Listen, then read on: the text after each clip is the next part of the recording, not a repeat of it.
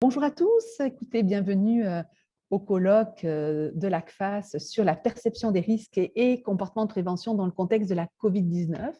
Je me présente, Nathalie de Marcelis-Varin, je suis la présidente directrice générale de Cyrano et j'ai l'honneur en fait d'ouvrir cette journée de partage d'expériences sur les enjeux de la COVID-19 en partenariat avec 3 autres centres, le centre Le CRESP sur la santé publique de l'Université de Montréal, le Lille à l'Université Laval et le DEPI. Donc mes collègues qui sont co-titulaires de ces initiatives sont aussi présents aujourd'hui avec moi et vont présenter les différentes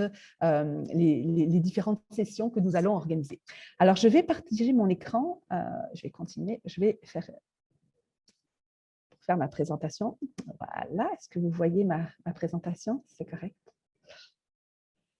Donc, je remercie à nouveau en fait le CRESP, le Lille et le DEPI qui sont aussi co-organisateurs de cette journée.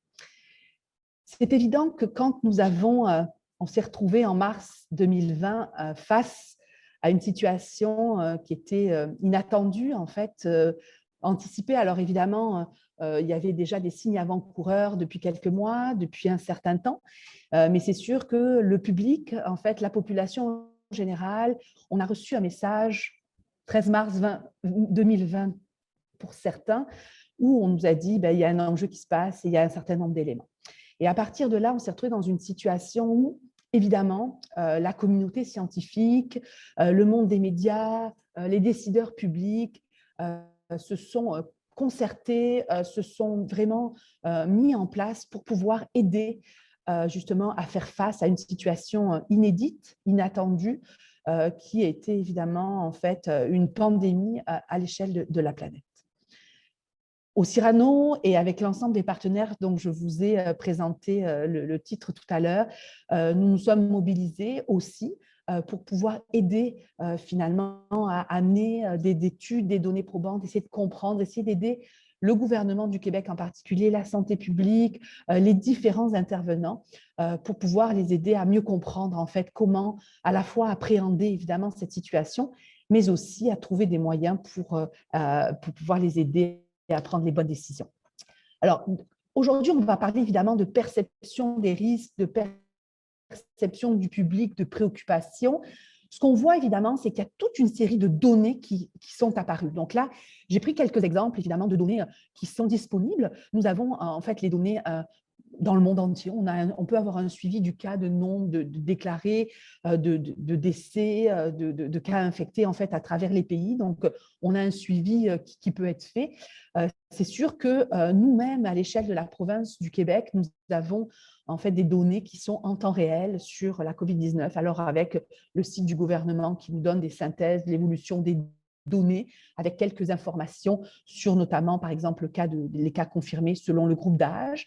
Nous avons aussi, évidemment, l'Institut national de santé publique du Québec qui fait des analyses spécifiques qui nous permet d'avoir le nombre d'hospitalisations, de regarder des éléments. Donc, toute une série de données qui sont fournies, en fait, à la fois aux scientifiques, aux décideurs publics et à la population en général. Et face à toutes ces données, évidemment, on essaye de regarder spécifiquement, alors, selon où on habite, selon notre milieu de vie, selon les éléments, donc les différentes régions socio-sanitaires au sein de la province. On va même spécifiquement avoir des données au niveau de la ville de Montréal, au niveau de la grande région métropolitaine de Montréal. Donc, en fait, toute une série d'informations qui nous arrivent, des données objectives qui sont données par les pouvoirs publics pour pouvoir informer à la fois la population sur l'état de la situation.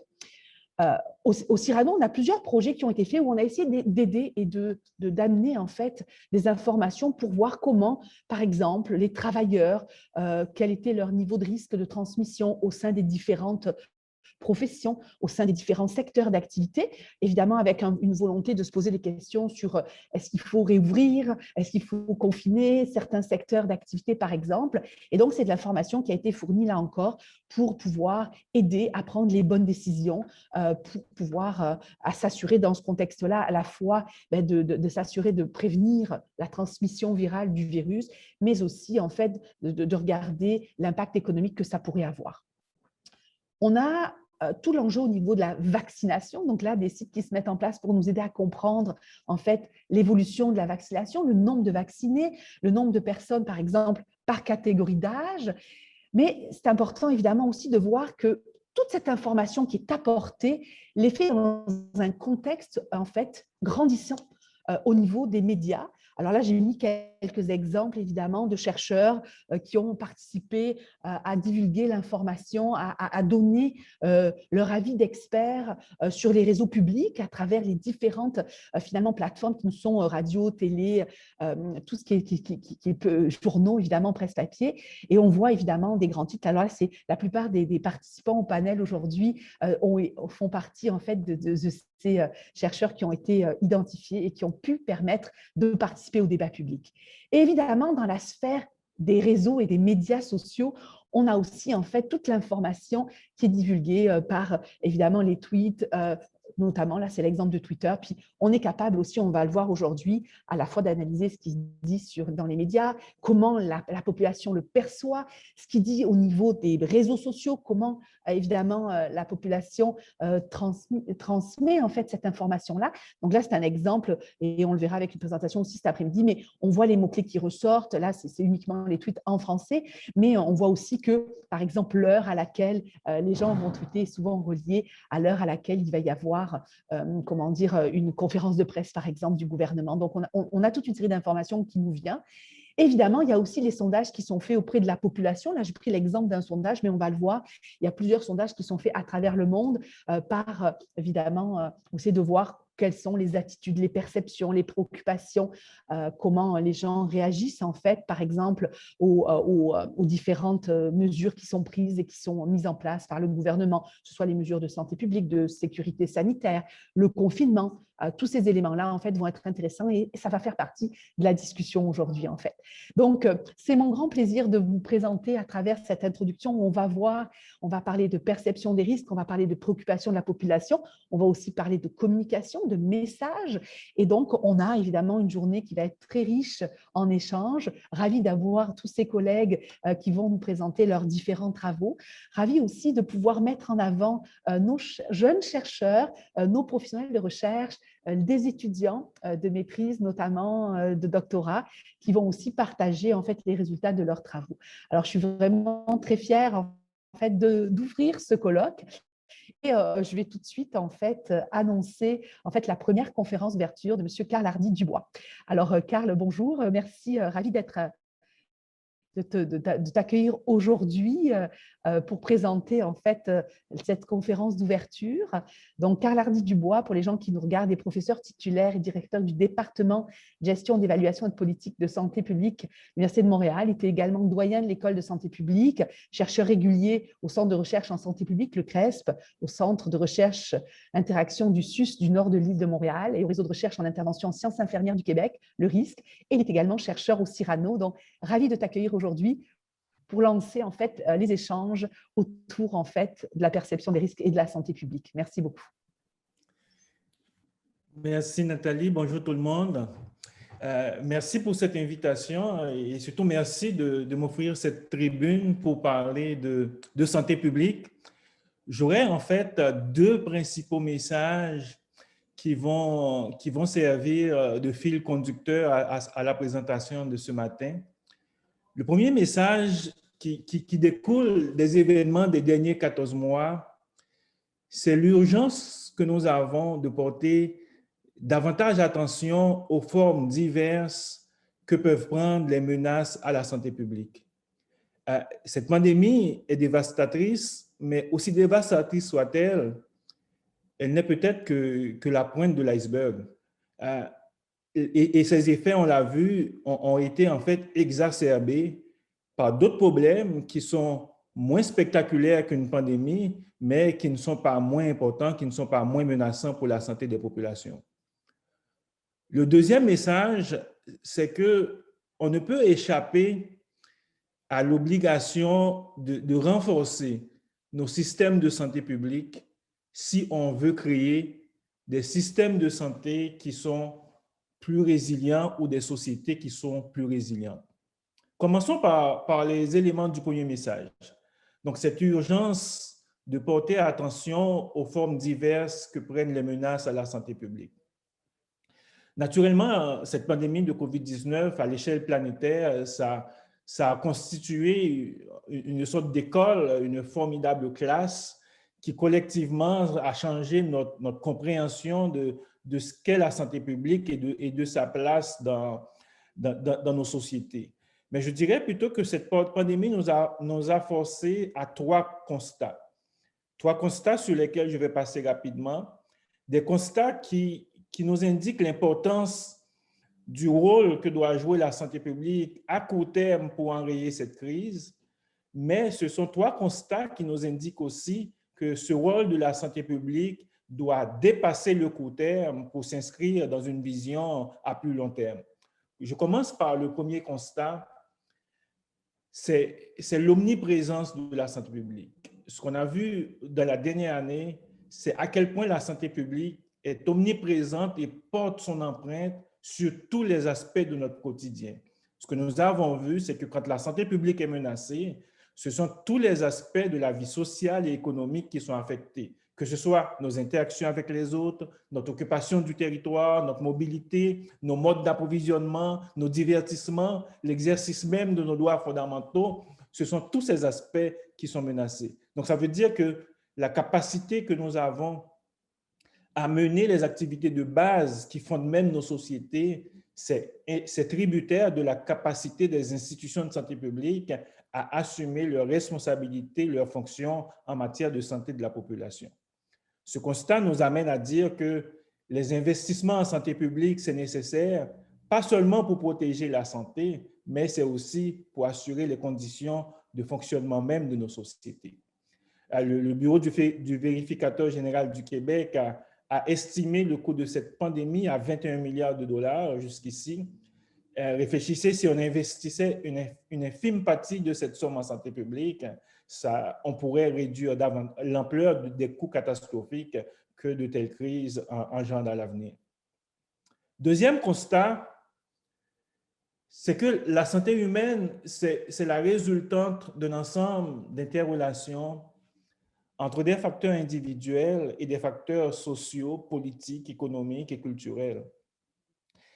Les cadres de la pandémie, les cadres de la ville durant la pandémie, si vous voulez, la géographie de la pandémie, ont constitué un révélateur brutal des inégalités sociales, des lignes de fracture sociale.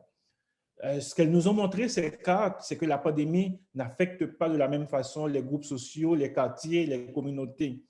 Les conséquences dévastatrices qu'on a vues, ça a été amplifié sur certains groupes. La contagion, la mortalité, ça a été influencé par des facteurs socio-économiques, les faibles revenus, les plus âgés, certains groupes ethniques, certains groupes culturels et religieux ont été plus affectés, ont payé un prix plus élevé.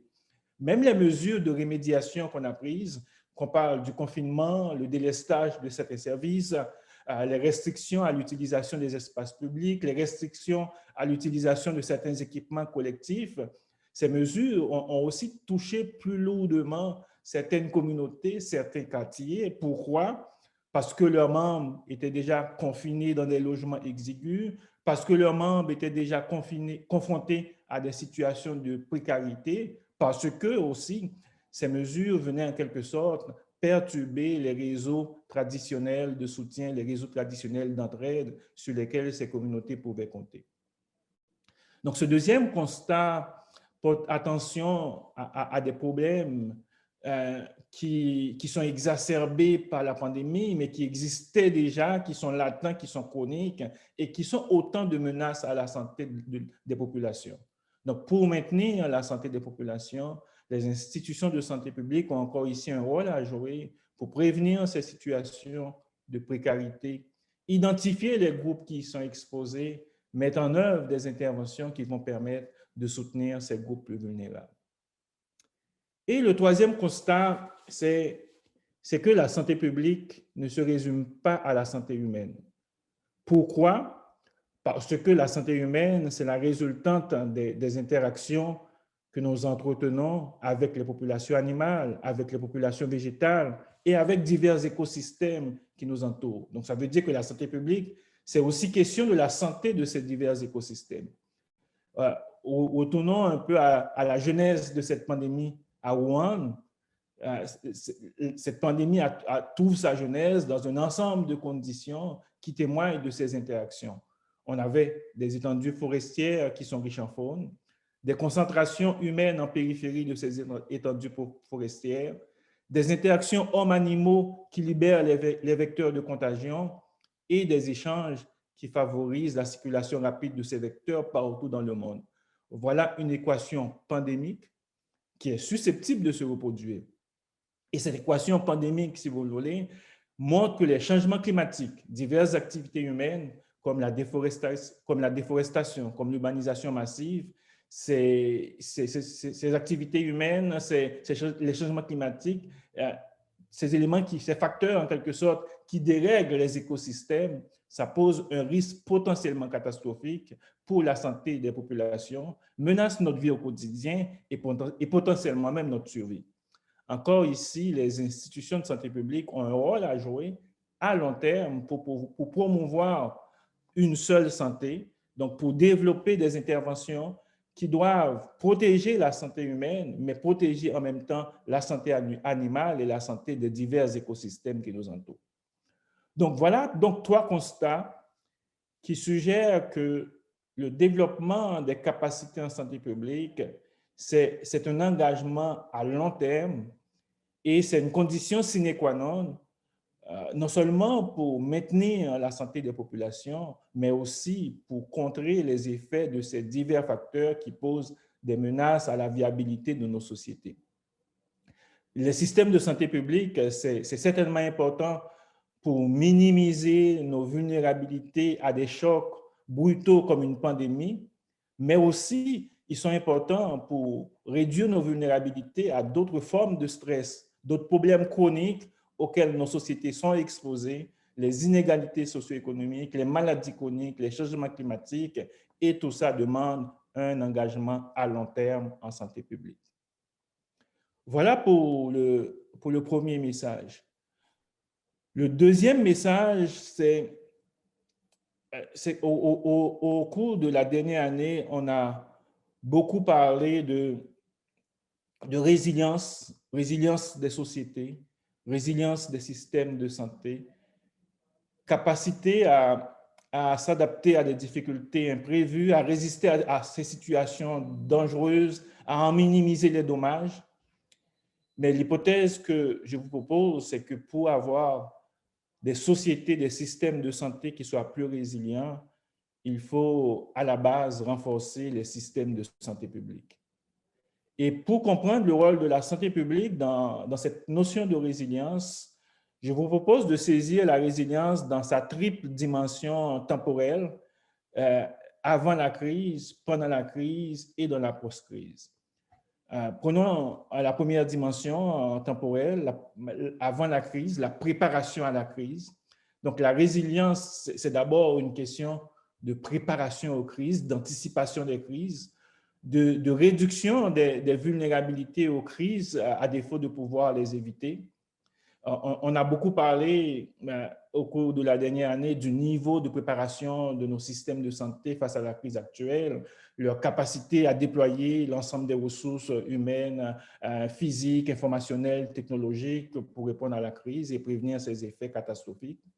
Mais le constat qu'on a tous fait, c'est que même les systèmes de santé dans les pays les plus riches, qui étaient réputés comme les plus performants, avec des capacités technologiques qu'on voulait croire invincibles, même ces systèmes de santé ont montré qu'ils n'étaient pas suffisamment préparés pour faire face à une crise de cette ampleur.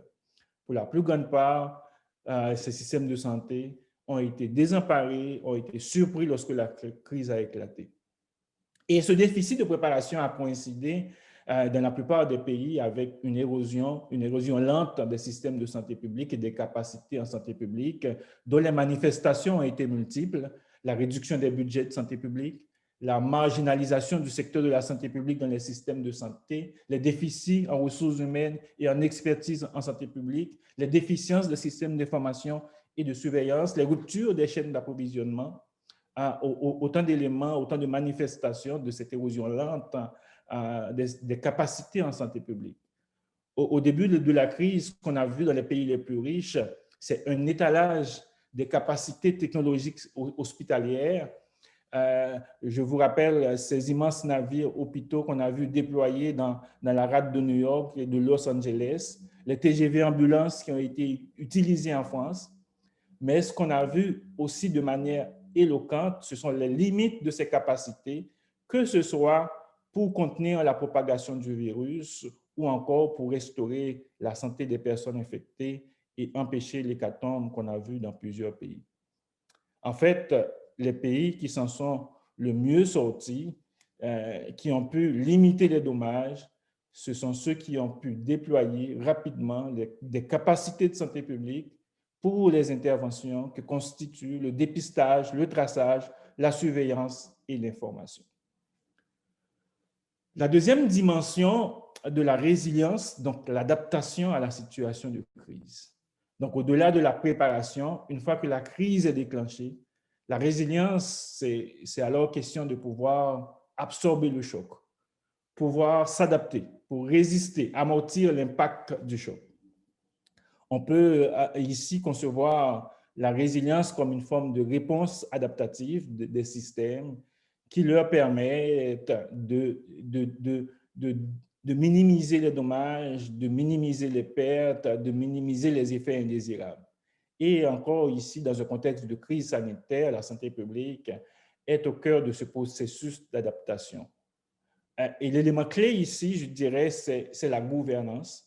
À mesure que la pandémie progressait, ce sont divers éléments associés à la gouvernance de la crise, mais plus spécifiquement la gouvernance de la santé publique, qui ont joué un rôle déterminant dans la capacité des pays à s'adapter. L'Observatoire européen des systèmes de santé et des politiques de santé a fait ressortir 3 principaux attributs de cette gouvernance forte des systèmes de santé publique en temps de crise sanitaire. Ces 3 attributs, c'est d'abord le leadership. Un leadership proactif, réceptif aux communautés, avec une voix forte pour la santé publique, avec une stratégie claire, une stratégie transparente, avec des mécanismes de coordination, des mécanismes de communication qui permettent d'organiser l'action des principales parties prenantes, que ce soit gouvernementales, que ce soit non gouvernementales. Deuxième attribut, la qualité de la communication et de l'information. Donc, ça veut dire des systèmes de communication efficaces qui mettent à contribution les outils numériques, une diversité de canaux, des systèmes de surveillance et d'information intégrés qui permettent de générer des données précises et de rendre disponibles ces données en temps opportun. Il y a quelques semaines, au colloque Jean-Yves Rivard, dans l'une des présentations, ce qu'on a vu, c'est comment la stratégie numérique a été au cœur du succès de Taïwan dans la gestion de la crise. Donc, on parle ici de la qualité de la communication, la qualité de l'information et comment on utilise cette information. Et le troisième attribut de cette gouvernance, c'est le rapport avec la science. Donc, la capacité à intégrer les résultats de recherche dans les politiques et les décisions de santé publique. Et là, il faut dire que les défis ne manquaient pas. On était dans un contexte où les preuves scientifiques, les données scientifiques étaient incertaines avec une évolution rapide, où il y avait des compétitions entre les objectifs de santé publique et les objectifs économiques et politiques, entre les objectifs sanitaires vus sous l'angle épidémiologique et d'autres objectifs sociaux. Donc, il y avait de gros défis donc pour assurer cette intégration de résultats de recherche probants dans les décisions de santé publique. Différents pays ont utilisé différents outils, donc soit des institutions scientifiques avec une certaine indépendance, des task forces, des conseils scientifiques indépendants, des experts indépendants mobilisés pour assurer la transparence, permettre d'avoir des voix indépendantes, donner la primauté à la santé publique. Voilà 3 attributs, donc le rapport avec la science, la qualité de la communication et de l'information, le leadership, 3 attributs qui définissent une gouvernance forte. Et cette gouvernance efficace, cette gouvernance forte, est en quelque sorte l'ingrédient clé qui va assurer une confiance dans le système, une adhésion des populations et qui va permettre d'orchestrer toutes les autres fonctions du système. Et pour conclure, la 3e dimension de la résilience, Donc, c'est la post-crise, la gestion de la post-crise. Donc, ici, la résilience se définit comme la faculté d'un système à récupérer de l'adversité, la capacité à rebondir, à se relancer, à apprendre de la crise pour entreprendre de longs processus de réparation, de transformation. Donc, cette pandémie a montré à quel point nos sociétés sont vulnérables aux crises sanitaires, ont été peu préparées à répondre à la crise, n'ont pas été forcément capables de résister au choc de la crise, de s'adapter. Ces fragilités témoignent de l'exacerbation en fait de problèmes qui existaient déjà, latents, chroniques. Donc l'enjeu ici, c'est de profiter de l'exceptionnel de la crise pour apporter des changements fondamentaux, des changements durables qui vont corriger ces vulnérabilités chroniques. Et l'un de ces changements fondamentaux, c'est la réparation des systèmes de santé publique, le renforcement des systèmes de santé publique dans leurs ressources, dans leur gouvernance, mais aussi dans leurs moyens d'action. Je vous remercie de votre attention. Un grand merci, Karadi, pour cette présentation qui met vraiment bien la table en fait à cette journée d'échange. Merci beaucoup. Je pense qu'il y a plusieurs messages là qui sont passés et je pense qu'on va pouvoir faire du chemin en fait avec les recommandations et les 3 points que tu as mis en avant. Et je pense que ce soir, quand on aura la conférence de clôture et le mot de clôture, notamment du docteur Le Sarre et de Thomas Bastien de l'Association de la santé publique du Québec, on va pouvoir faire la boucle avec ce que tu as dit à travers les différents éléments de la journée. Alors, merci beaucoup et je te souhaite un bon colloque avec l'ensemble de nos conférenciers.